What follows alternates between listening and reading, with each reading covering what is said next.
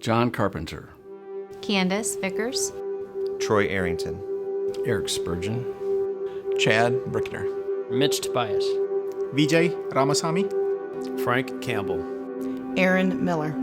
Alan DeClerc. So it was an interesting morning in downtown Peoria. Business as usual. We were in an off-site meeting. A lot of poking and joking going around about different subjects. One of our jokes was we were waiting for flip-flops and shorts to be, accepted in the workplace so he could wear those.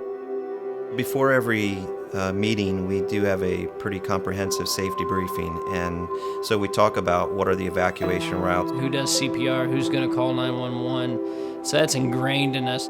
The best part of the overall meeting was how we worked together as a team. Even though it's sunny outside, it goes from a beautiful day to quite a gloomy day.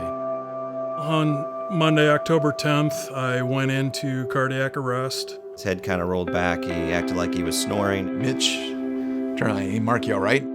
We talk about being present in a meeting, and so all of us, kind of focused on Mark.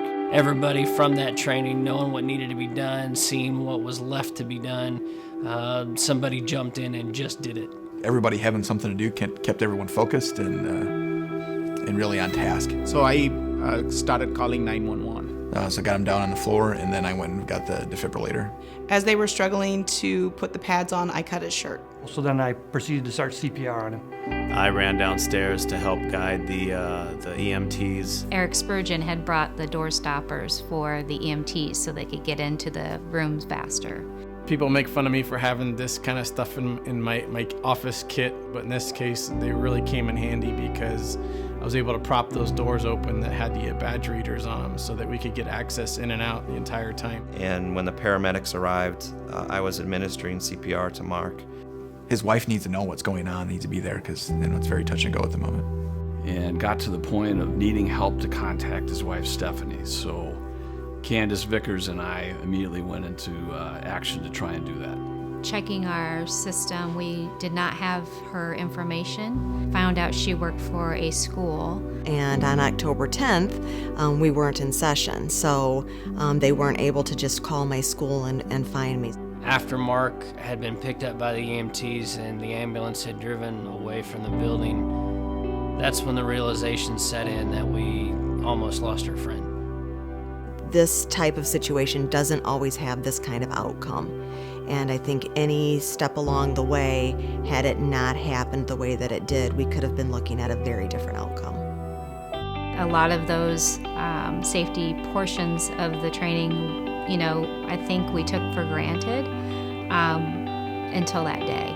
Even though you may not know the people very well that you're down on the ground working with, when you've had training, everything falls into place. I think we're just fortunate enough to have all the people in the room that have had that training, and nobody panicked, and we all jumped in and we got Mark the help he needed.